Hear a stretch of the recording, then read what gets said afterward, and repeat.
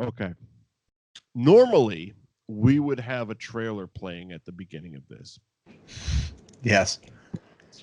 But this 6-hour Odyssey, torturous miniseries doesn't deserve even an ounce of promotion. you know And what? I don't even want to deal with YouTube's possible copyright claims. I want everybody to know how much I absolutely loathe this fucking movie. So let's get it out of the way. Hashtag, this fucking movie. This fucking movie. Holy. Oh, God. We Ladies also. and gentlemen, welcome into That Movie Show. Mike Wendt, not Liam Stryker anymore. You can tell by the beard has disappeared. Yeah, it did. Mike Wendt and Eddie McCabe. Yeah. And we are, because Dr. Sleep came out, we decided it would be way too easy to do a review of Stanley Kubrick's masterpiece film, The Shining. So instead, we spent 6 hours each with commercials, with original commercials, watching the 1997 miniseries written by the man who simply loves himself and his words, Stephen King. Yes. This is The Shining. Go ahead, Eddie. I know you want to say something. We watched it on archive.org because it needed to be archived. We needed to preserve this for everyone, for generations to come. But the original commercials that you talked about were all from a New Hampshire radio station, which I did think was very funny. It was fun. It was kind of local. It was kind of local. It was like, oh, there's gang violence in Manchester. And it's like, guess what? It's 20 years later, and there's still gang violence in Manchester. Rock 101, WGIR, Manchester, New Hampshire. But there were a bunch of movies that were trailered during the miniseries, and every single one of them was a movie I would have rather have been watching. The first one was Con Air, which we did. It's in the archives, thatmovieshow.net. Yep. You know, they had Con Air, Austin Powers. Forrest Gump. Forrest Gump was a big one because it was going to be the TV. It was going to be the TV premiere. Okay, I was going to say that was '94. Yeah, this was years later. So that was a TV release of Forrest. Speed 2 Cruise Control, which I had completely purged the fact that Willem Dafoe was the fucking villain. I know. But every single one of those movies, because, I have a bunch of problems. Rush Hour hits the high seas. No, it doesn't. Lethal Weapon 3? Lethal Weapon 3. LL Cool J doing Gap ads. Yeah. That's a thing. Yeah, when he clearly thought that his rap career was going to live forever. That's the only way to describe that. Fall into the gap. Yeah. You tell him. Mama's going to knock you out, LL. Mama's going to knock you out. But yeah, so we did this on purpose because everybody's seen Stanley Kubrick's The Shining. And it literally is a masterpiece. It is a masterpiece. It is AFI's top 100 movies of all time. It's everything. It is. And I wanted to know why Stephen King is so mad that somebody else has the definitive representation of his work. Because basically, this miniseries to me screams as a petulant child that was mad that somebody else got more recognition with their toys. Exactly. It's one of those things.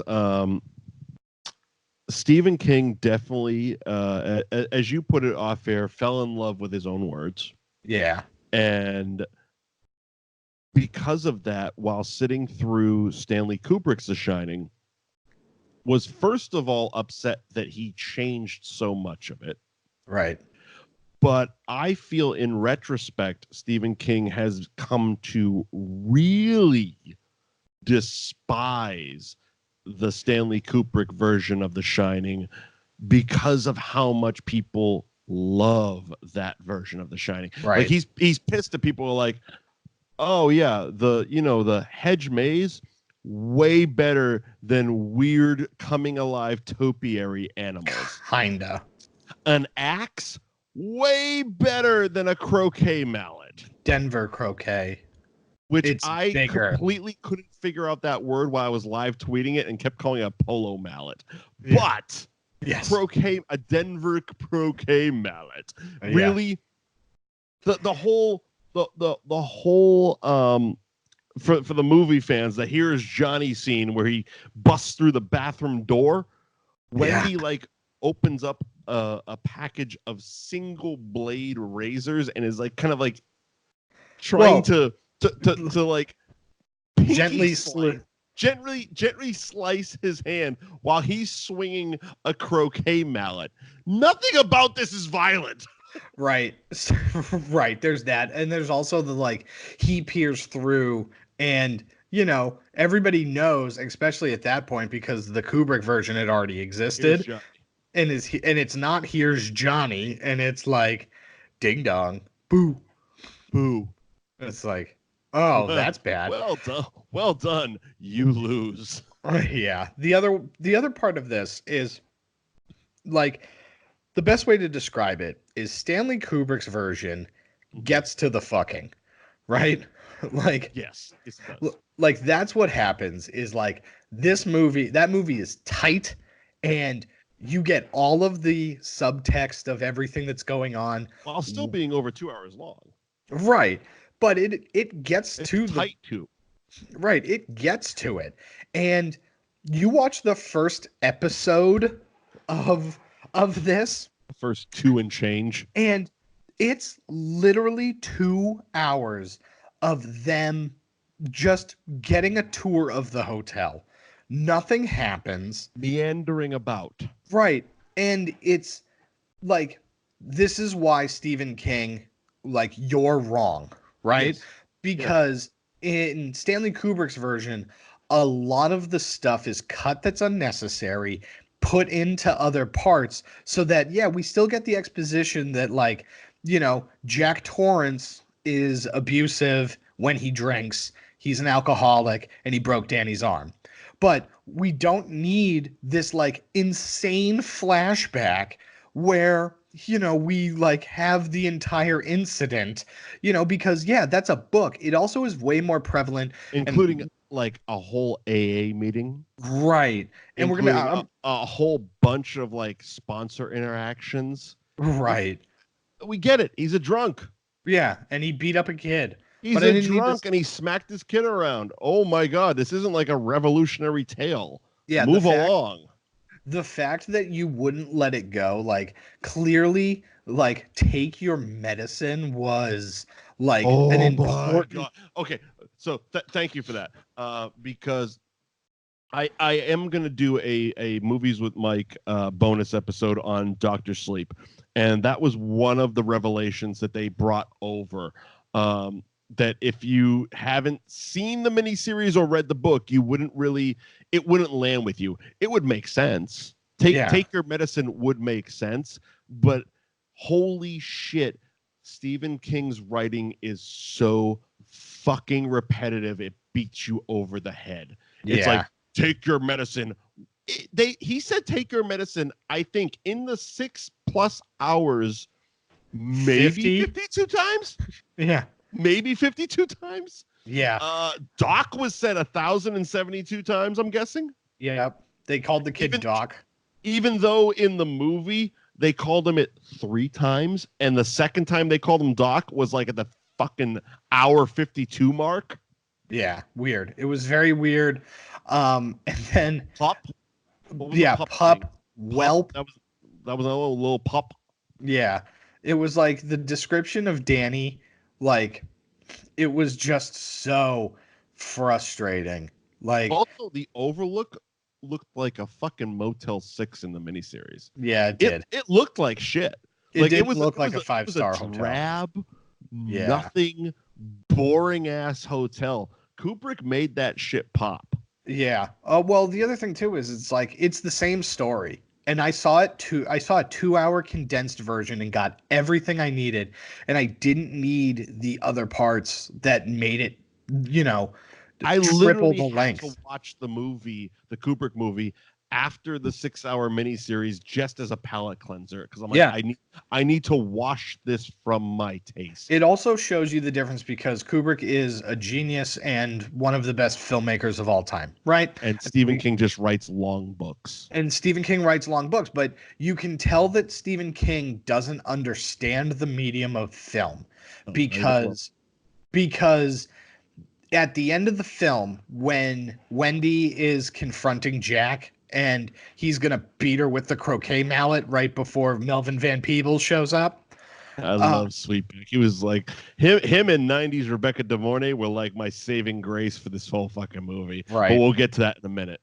But so like there is so much time where the two of them are talking, but Jack just has the Denver croquet mallet like he's about to strike over his head, but isn't doing it. And like, yeah, in a book, you're going to have these type of conversations in internal monologue, and you don't see the fact that they're just standing there for an awkward amount of time. Because the books are very descriptive. That's right. That's the point of a book. Right. If you're reading it, you're reading all of their inner emotions as you read it. So it's not as awkward as, oh, holy shit, there's a guy who's standing over a woman with a fucking hammer waiting to pounce on her. But we need to explain what each person is thinking in the next 20 minutes of this fucking teleplay.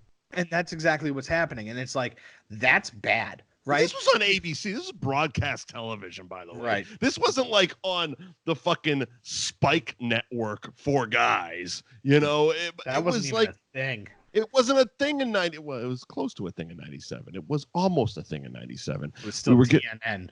It was TNN. We were getting close. We had dumped ECW, gone into the Attitude Era, but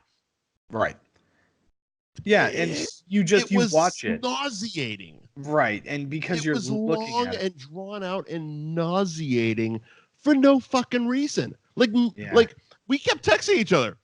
Nothing's happening. Yeah, nothing happened. Fucking movie, nothing happens. The biggest jump scare was when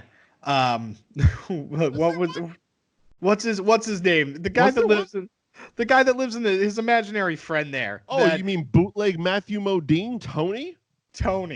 Because Matthew Modine from Full Metal Jacket, but it's like his stunt double because it's a made-for-TV shitplex. Yeah, the worst part about that had to have been the fact that the reveal at the end was that Tony was just teenage.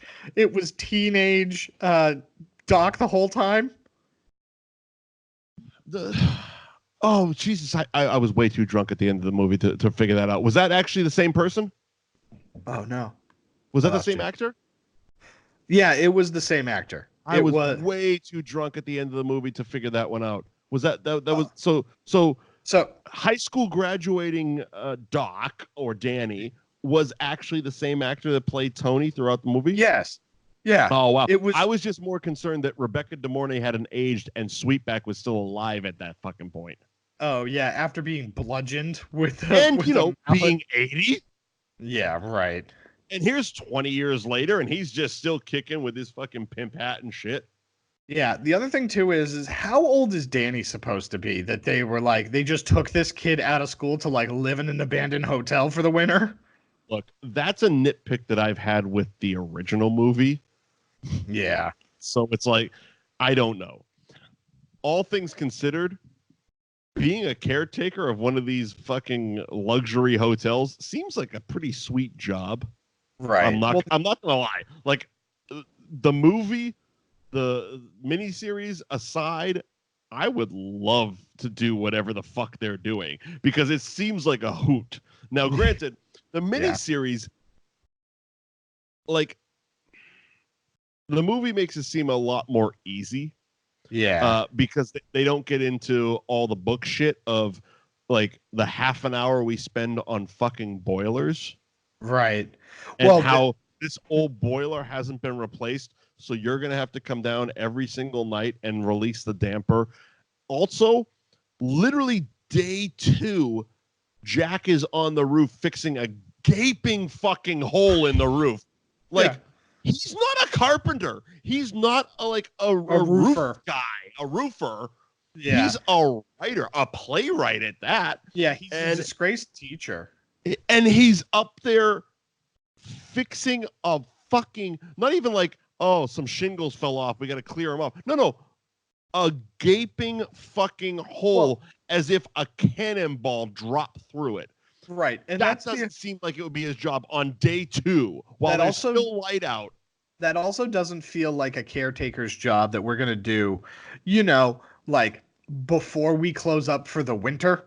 You know what I mean? Like, I don't know what a caretaker's job of one of these hotels is, but like even Rebecca De Mornay washing windows, I was like, really? Like, yeah. I'm so not doing that shit. Like, I'm making sure this motherfucker doesn't burn down, but that's about it. Yeah, even though it doesn't end. Nobody's gonna be here until the spring. So I'm not gonna wash the windows until the spring. Yeah. Why am I keeping this bitch up pretty? Yeah. They didn't even leave me booze in the bar, for Christ's sakes. It's like I'm just going to clean it at the spring as opposed to before the winter. Yeah, it's like if you need something to do, I get it. It gets boring. I can understand boredom. And okay, cool, whatever. You take an afternoon and wash some windows because it occupies your time while your kid is out there playing with alive topiary animals. Well, that's the other thing too, is what is Wendy doing the entire time that nobody knows where this kid is? Because if Jack's supposed to be caretaking, right? Wendy, which we don't know exactly what caretaking is. But it's like, what are you doing? Isn't your one job to watch your kid that's somewhere between 3 and 8? Look, again, late 90s Rebecca De Mornay can do whatever she wants. Sure. It was, again, it was one of my live tweets. I forget where it was here. But basically, here it is. Okay. So I'm just going to read what my conscience was streaming at that moment. Oh, geez.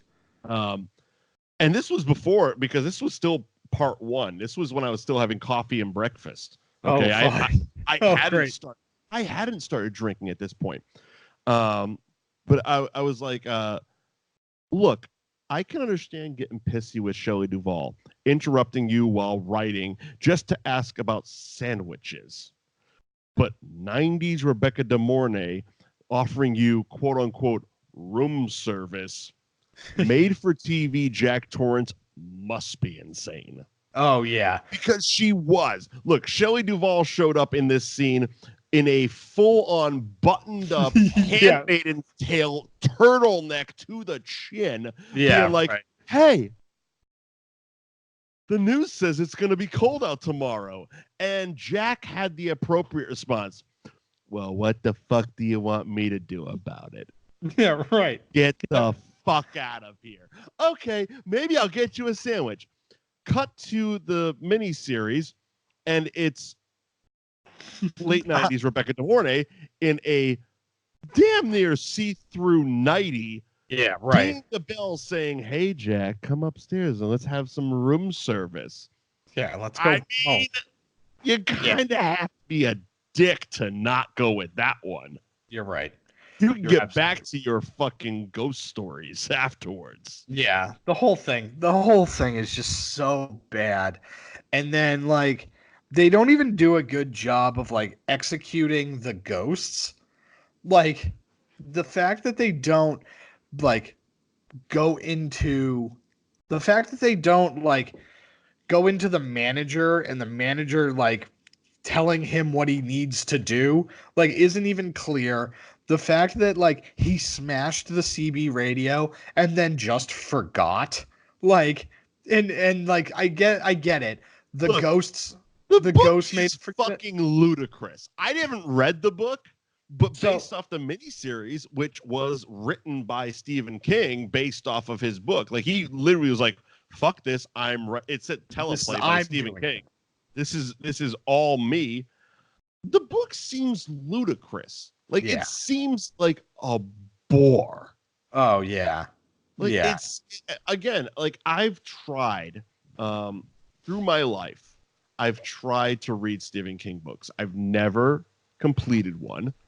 The closest I got, I think, I was like 13, 14 years old. My family had a month in Chatham on Cape Cod, and I think I got about halfway, maybe just a little bit less than halfway through it. Okay. Closest I've got.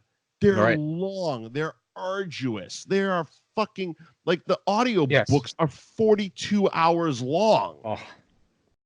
Why aren't audiobooks on Spotify? What's that? Audiobooks should be on Spotify. They should. I might give it a go. They really should. But it's like, and he's like, and to put a 6-hour miniseries based off of this book when there's already a perfectly acceptable movie existing, like, I get it. Okay, so you do like the It miniseries. That was like what, 4 hours tops, maybe something like that. A little bit less. Langoliers was around a couple of days, 3 hours, 3.5. They're mostly like 2 parts. 6 motherfucking hours. You tried to make asshole. Yeah, you tried to make this your magnum opus and failed miserably. You made it your magnum dong. It sucked dick. Yeah, it did. Suck dick. Like, I don't like Stephen King anymore. Like, I'm turned off. Like, it was hard for me to sit in fucking Dr. Sleep and watch it. I like Dr. Sleep. It's a good movie. I suggest go and check it out. But I'm sitting there like, motherfuck Stephen King. Like, yeah. I'm glad they, like, Dr. Sleep dipped into the Kubrick Shining mythology and made it more that than the actual Stephen King mythology, even though it followed both. But it was like, fuck him. Oh, like, absolutely. Like, fuck him. Like, yeah. Great. You wrote books that became really good movies. But just because you don't like the movie or you don't like the interpretation of the movie doesn't give you a right. I guess it doesn't, but it doesn't give you the right to fucking take up 3 fucking days and 6 fucking hours of broadcast television, you prick. Well, it's like, no, you can do that. By the way. Yeah, you can do that. You can call your shot and you can do it, but it's got to be good. But don't act like you hit a home run when you fucking struck out looking. Oh, yeah. I think, what was it? The Wire? Was the Wire that said, if you come at the king, you best not miss?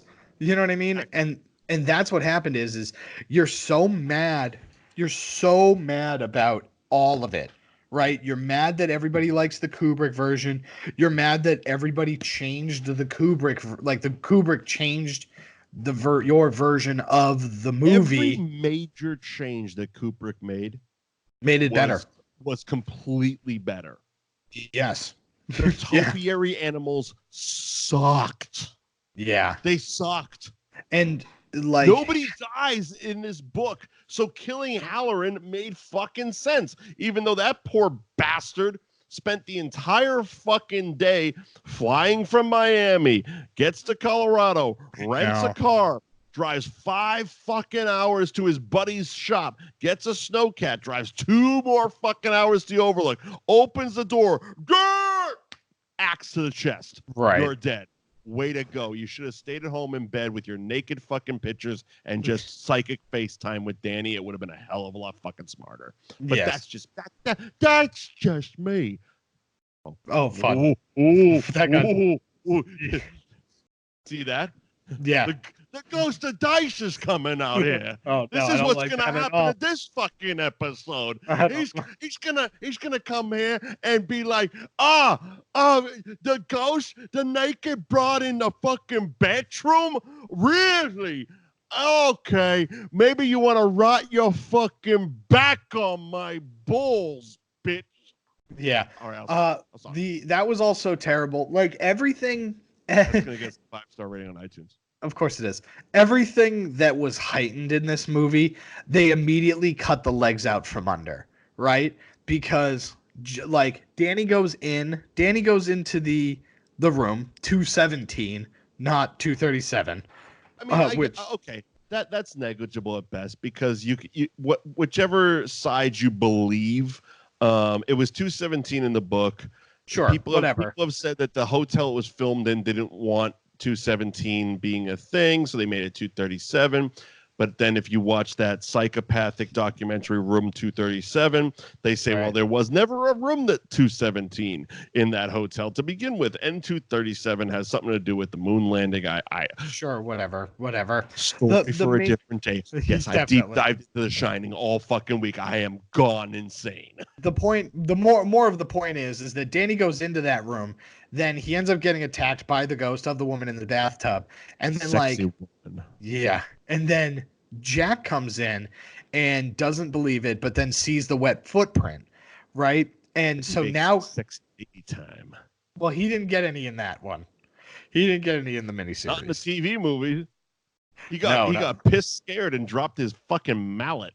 Right. But then he oh my God, my son is right, and is on Danny's side. And then again, without any actual provocation, the hotel just magically makes him oh, that didn't happen. I didn't see that. And it's that's stupid. Right. That's so dumb. If you were going Stephen King, I'm going to tell you how to rewrite your teleplay from the book you wrote. Look, we spent enough time with it. We can. Yeah. The manager. And it was bad, so we have every right to. The manager needed to be more prevalent in the beginning of the movie because he's not prevalent until the end. Well, the funny thing was that, again, what Kubrick did well was condense parts. Yes. So in the miniseries, which we're talking about today, there was the cowboy guy, the bigger cowboy guy that brings him the boiler, takes him through the whole tour of the house, and then there was Elliot Gould, right? Yes, who was just the asshole owner. Yeah, when I say the manager, but that was one character in the movie. It was all one guy. Yes. And then the condensing of condensing characters. The bartender ghost. There was no need for when they're giving the tour of the Overlook in the beginning for Sweetback to fucking divert off with the kid and have the parents go off with the manager, because in the movie it was just fucking Hallorann taking them around the hotel. That way he expedited the shine with Danny. It was we're taking you on the tour. All of a sudden he just looks over, does the little shining thing with Danny, and we're moving along. We don't need an extra fucking scene that takes 20 more fucking minutes and 2 commercial breaks just to say, hey, these 2 motherfuckers talk psychopathically together. And he blew up the back of his car. Yeah. I'm convinced Melvin Van Peebles signed up for this movie because of the suits. He signed up for it because he was ooh, I could make that Jack Nicholson money. You think? Yeah, because I would assume that he was approached being look, we're gonna make the TV version of it. There was so much left off, from the Kubrick. He changed so much, and it was so different, and it's way scarier. Have the smallest role possible. Yeah. But it was okay. We haven't even really brought it up. We've promoted this for about 2 weeks that we were going to do this miniseries. So I guess we got to get it out of the way because it just popped in my head. Anthony Michael Hall isn't in this movie. No, he's not. I based that off of, I said it 2 weeks ago. You said it last week. I'm guessing based off of me saying it. Yeah. And it was because the poster, if you Google the 1997 Shining miniseries, it looks like Anthony Michael Hall. It does. And it's not. It's Steven Weber. Anthony Michael Hall is not in this. He's in the Dead Zone. He is in the TV Dead Zone, which I haven't seen, and I'm a little afraid after this to watch. Yes, because Christopher Walken's version was great again, so I'm a little afraid to be oh, do I want 47 more hours of that? Yeah, right. 100%. With the kid from Vacation? This kid. Oh, so the kid that I knew that was in this was from Little Rascals. Wait, you actually knew somebody in this movie? Yes, Danny. You know the kid that played Danny. Well, not like I knew who he was. Well, you've said you know actors before, so I don't know him. I Oh, just okay. recognized him. So from cartoon something. Napoleon Dynamite there. Yeah. The fact that kid could not close his mouth for the entirety of that movie made me want to knock his teeth down his throat. Like, I mean, he's a child. That was like the one thing I was like, I have to try really hard to not make fun of this fucking kid's cleft fucking palate there. I know. But it's like, it was bad. It was so enraging. Yeah, it just but again, this kid is way older than they wrote for him. You know what I mean? Like that was part of the problem. Stuff though, like that kid's been in shit. I've seen his stupid mouth before. Yeah, he's in the Little Rascals. I mean, that's not my demo. I know. He's done stuff like weird shit that I've seen. Yes, he definitely. He might have been fucked in the Serbian film. I don't know. But I'll IMDb fucked in the Serbian film. Oh god. That fucking movie. Oh god. Oh, you know what? Look, I would have. If we hadn't done this, we would have done a Serbian film. That would have been our Christmas watch along. Oh god. Oh god. No. Oh god. Oh. Now I'm reliving that movie in my head, and now I have the TV Shining and a Serbian film having some sort of weird DJ Khaled remix. Yeah. I watched the Serbian film on the Blue Line for 2 days in a row with people sitting around me. I'm just that kind of a dick. God. Okay, who's Danny? Let's see here. I got the IMDb. Yeah, I'm also just realizing that we didn't do the business, but I don't really give a shit because this movie doesn't deserve fuck all. It's also a TV series, so it doesn't really totally mesh. Yeah. It won some stuff. I'm mildly curious how. Oh my god, he was credited as Daniel Anthony Torrance. Yeah, I hate Stephen King. Yeah, he was. I hate him. Okay, so yeah, Little Rascals he did. Oh, wow, he hasn't worked in years. Yeah, about 9 of them. Literally. Literally. Did a couple episodes of NYPD Blue, an episode of ER. Yeah. He played the boy in Go. That's probably where I recognize him from. Okay. I'm a big fan of that movie from '99, Go. Okay. Yeah, see, I know him from all the kid stuff. Recess. He did a voice on A Bug's Life. Yeah. He was in the Rugrats TV movie. Biggest job was what looks like Nightmare Ned. He played Ned. I don't know what this Nightmare Ned is, but he did 5 episodes. It's an animated show, I guess. So the big one would be a Disney animated show, which I'm sure is on Disney Plus, which I've been enjoying. Recess he's one of the main characters in Recess, which was a really fun show. And then 31 episodes. I don't know what Kirk is. Lloyd in Space. Kirk Hartman is no longer a mischievous screw up. Whatever. It looks terrible. Yeah. Oh, that looks awful. Oh, and he also did 11 episodes of Young and the Restless. Yep. So yeah, I know him from the movie Go. Yeah, Little Rascals is the one for me. That's where he played what? I'm guessing Spanky. No, he played Yaya. That's terrible. So he didn't actually say anything. He just said yeah. That was it. Well, that's awful. Yeah. It's just terrible. Yeah. Stupid. Life choices, man. Life choices. This fucking movie, man. Get surgery, bitch. I don't know what to say to you. I don't know what to say to you. Get out of here. Get out of here. I'm mildly curious to see what this pile of garbage actually did for viewership and stuff like that. So go ahead and get the actual stuff, but from what I saw, it was it actually at the time did very well, but then went to shit after. Mm-hmm. The first part of The Shining garnered 19.8 million viewers, becoming the 12th highest viewed program.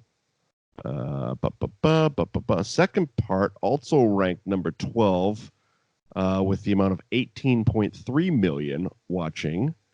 And the third part was 14th most viewed airing, receiving 18.2 million viewers. So, I mean, it just goes to show,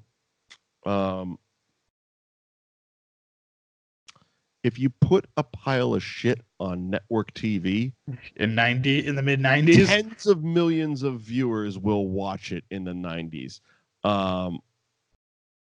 Yeah. Okay. Yeah. Even if it shows poorly Microsoft Paint animated topiaries trying to attack a child. Yeah, brutal. I'm also pretty Suck. sure it won a couple of Emmys. I bet it won an MTV award for shittiest fucking movie. Yeah, well, Shining won 2 Primetime Emmy Awards for outstanding makeup and outstanding sound editing for a miniseries or special. What makeup? Yeah, the ghosts. Unless they were talking about the contouring on Rebecca De Mornay's tits. I don't know what the fuck they're talking about. Yeah, what makeup? Yeah, that's what it won. That's what it won. Steve Weber. Best booby tassels. It won 2 Saturn Awards for Best Single Genre Television Presentation. That's not a real thing. And Best Genre Actor, Steve Weber. Oh, Stephen Weber. Poor son of a bitch. Cortland Mead, the kid who played Danny, was nominated for a Young Artist Award, the best performance in a TV movie, pilot, miniseries. I think you're reading a Stephen King fiction book right now. I don't know what you're looking at. You're right. I am. That's exactly what I am. Hold on. I want to see who he was up against. You're right. That fucking guy that played Tony was also adult Danny. Holy shit. I just saw that in the credits. What a terrible pile of dog shit. Yeah. It was awful. Like his weird floating bad wire technique in the opening when he's by the street sign doing the wavy thing. Yeah. It was awful. Like you could see bad. him like on tiptoes on the safety fucking thing. Yeah, it was weird. The whole thing. He stinks. Yeah, so there was also no Lloyd the bartender. No. Grady was the bartender. And there was a lot like the miniseries had a shitload more emphasis on alcoholism than the movie. Like the movie touched on it and made you understand that, okay, Jack's a drinker. He has a problem with drinking, and when he does drink, he beats the shit out of his kid. Yes. But they did it in a very tight manner. This one, he's falling all over himself. Oh, yes, it's bad. Like not having any of the fun Lloyd the bartender type of shit. He's just a mess. Oh, yeah. Absolute mess. He's an absolute mess, and it's weird because they like get him drunk without any actual alcohol. The other thing I've had a problem with the movie and the miniseries, it's one of those little nitpicky things. When Danny gets fucked up in that room, 237, 217, whichever one, and he comes down, he's got the bruises on his neck and shit. Yeah. Wendy has been with Jack for a while. Oh, yeah. The question that I have immediately accuses him. It's like your kid came from fucking way on the other side of the hotel to you with a fucked up neck and a ripped shirt, and you blame the guy who you've been talking to for the last 45 minutes. Also, where the hell have you been watching your kid? I mean, really? You know what I mean? Like, really? Like, that's part of the problem that I have with this entire thing is like both Wendy Torrances, bad moms. They're terrible moms. What are you doing this entire time? At least one's hot. Yeah, at least one's hot. And the other one's Shelley Duvall. The other one is Shelley Duvall, which I will say about Dr. Sleep, the actress who, because they recast all the Shining characters. Okay. The woman who is recast as Wendy does a spot on Shelley Duvall voice. Like, it is uncanny. That's so funny. Is Shelley Duvall alive? But she looks like Anna Kendrick, so I was a little conflicted because it was like, well, your voice is Shelley Duvall, but I kind of want to jerk off to you. Yeah, weird. That's a weird combination. And now people know that about me. Yeah. Well, we learn something new every day. That's We're how okay this goes. Yeah, I think that's the TV miniseries Shining. Oh, you're just trying to wrap this shit up, aren't you? Well, You don't because even want to talk about the topiaries or the fact that the whole ending of the movie is based off some asshole not opening up the damper on a fucking boiler. Like, it's not scary. Okay, so then let's get into that. Let's get into it. The fucking topiaries, just the snow melts off them, and that's supposed to be scary. They come at you like bad Sega Genesis fucking video game animals. So they reminded me of a Doctor Who villain that's very done very well and done very scary. And for those of you who are unfamiliar with the show, you should watch it. It's about a time traveling alien that just has fun through space and time in a phone booth. It's such bad Doctor Who. Yeah, but so Doctor Who in one of the more recent incarnations had a villain that was called the Weeping Angels, and the concept of the Weeping Angel is when you're staring at it, it is a big stone gothic angel, but as soon as you take your eyes off of it, gothic asshole. Yeah, but as soon as you take your eyes off of it, it can move at incredibly fast speeds, right? And so it's actually an alien that's trying to murder you. It is basically what's happening. And so the episode's called Blink. I highly recommend you watch it because it's absolutely, absolutely fantastic. But that's what these topiaries was as long as you were staring at them, they didn't do dick. But then you stopped staring at them and they moved. And it was like they moved towards you 6 inches per cut. Yeah, it was bad. Every edit, they moved 6 inches closer, but they just did dick. Well, first of all, they didn't do anything. They didn't murder anybody. They didn't actually do anything. Nobody died in the miniseries, by the way. Yeah, nobody actually died. Except for Jack. Jack died at the end, but yeah, which we'll get to in a second. But it was terrible because they didn't murder anybody. They weren't scary, and they just didn't do anything. The most they did was they were the cliffhanger for episode 2 because they started coming at the screen sucked. Yeah, they were awful. They sucked. And if you look up the history of the Kubrick movie, everyone on the production who read the book, that was their least favorite part and the part that everybody wanted to change. Hence, we got the hedge maze. Which is way better. Which is way fucking better. Oh, it's also a way more climactic ending. and now actually makes Doctor Sleep a hell of a lot fucking better because of the tie-in. Right. But yeah, the topiaries sucked. Yeah, they were awful. They were garbage. And for him to make it like that it was part of it. That was one of his sticking points. Right. Like, how dare they? Yeah. I wrote beautiful words about these mutant topiaries. It's like, yeah, dude, it sucked. A. B, while we're filming it in 1978, it ain't gonna fucking work effects wise. Yeah, right. Again, I've met so many people that are like this from a filmmaking perspective, and when people fall in love themselves. They fall in love with their footage, right? And it's usually the person that is on some sort of vanity project where they wrote and they're directing. They're probably also starring in it. And it's like, so you've worked on a Tarantino film. I have. But it's just you've seen Once Upon a Time in Hollywood. I did. I can't wait for the extended cut. The 6.5 hour cut. That one I can't wait for, actually. It's actually the thing, the trick of it is actually going to be real-time LA traffic in it is really what the difference is going to be. It's just real-time LA traffic. You can set your GPS to it. Yeah, that's really it. It's just we're locked up on the 10. That's what's happening, man. With fucking Morris Day and the Time playing. Yeah.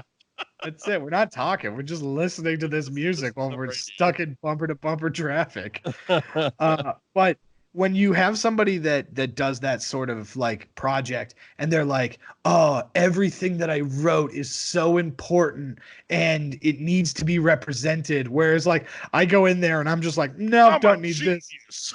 Yeah.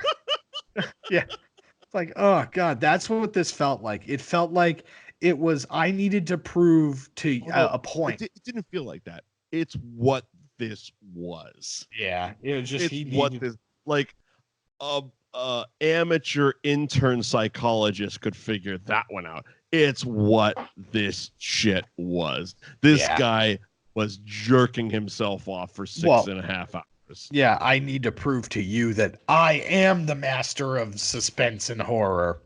And yeah, the boiler. The boiler only exists for one reason and one reason only, and that's to blow up the hotel and to have Jack redeem himself at the end, which the movie doesn't, right? The Kubrick movie doesn't redeem Jack in any way, shape, or form because it basically just lets you be like, oh, this guy goes crazy. He tries to murder his family and he dies in the end. Right. And then like, oh, he becomes part of the hotel as like a ghost. Ooh, fun, spooky. Whereas this one was like, oh no.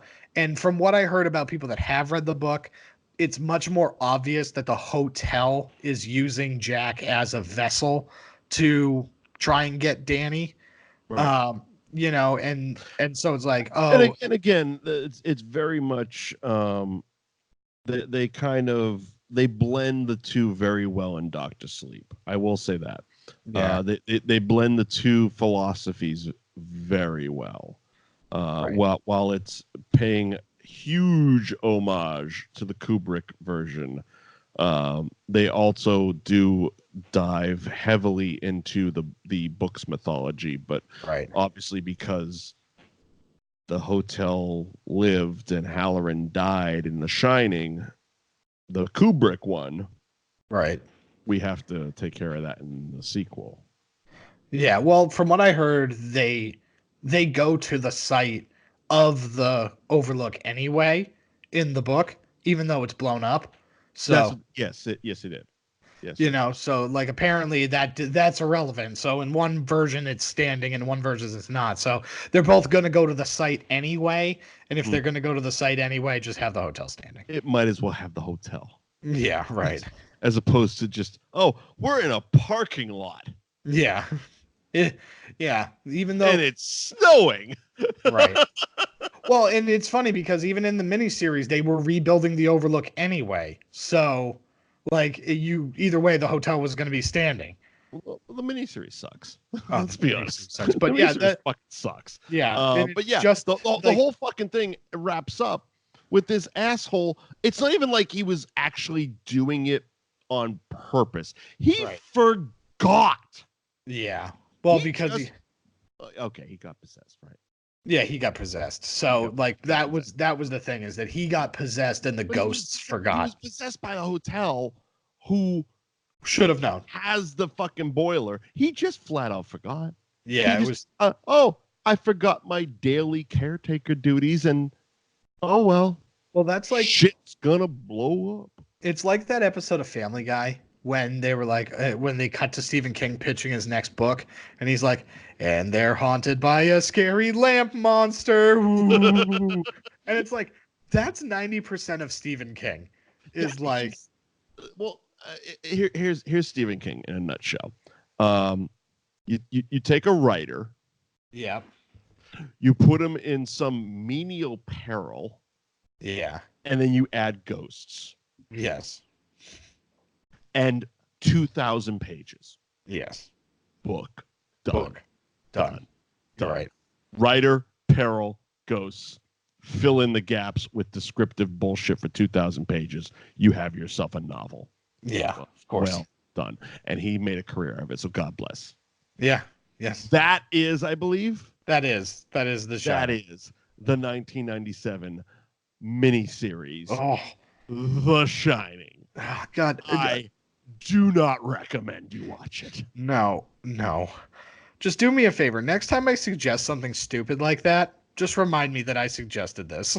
Well, you say that, but it's gonna get us out of our poll next week because I'm making an executive decision because I need something good in my life, and we are doing Orgasmo next week.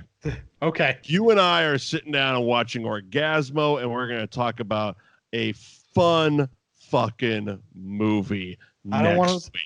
I don't want to sound like a queer or nothing, but that movie's fucking hot. That movie's fucking hot. Yes. Next week, Orgasmo right here on That Movie Show. By the way, if you've stuck through that entire show, thank you, by the way. Thank you. And we're wrapping up 2 years. Subscribe. That's 2 years for us. That is 2 years. We wrapped it up with that piece of shit. Last year we started with a piece of shit, Battlefield Earth, which you can find in the archives, thatmovieshow.net. But this year we wrapped up our year with a steaming pile of Stephen King shit. Pile of garbage. So thank you all for sticking with us for 2 years, and subscribe on any form of podcast under That Movie Show. Thatmovieshow.net is the website. You can find our archives there. We are on Facebook at facebook.com/thatmovieshowtv. We also do the video show there. We do the videos on YouTube. You can follow Eddie and myself at Mike Wendt, at the Eddie McCabe, and hashtag That Movie Show. We are looking for live watch-alongs for Christmas, so suggestions. Send those suggestions in on any form of social media, Facebook, Twitter, Instagram, fuck it, wherever you can find us. Text me. If you got my number, text me, girl. I also listen to skywriting, so skywrite it. Skywriting. I don't know what that is, but it sounds exciting. It's one of those planes does the writing in the sky. Oh, it's very God, literal. Have a prop plane over your house. Yeah. Do Santa with muscles again. It just got released on Blu-ray, actually. Oh, that's fun. Fucking Mill Creek, you savages, releasing Santa with muscles on Blu-ray and digital last month. You assholes. I need it. We're gonna watch it with send me a media copy, you fucks. I know. How do I get one? Give me one of those. Anywho, I think that's all for us, right? That's it. Let's get out of here. All right. We'll see you next week with Orgasmo. Bye, everybody.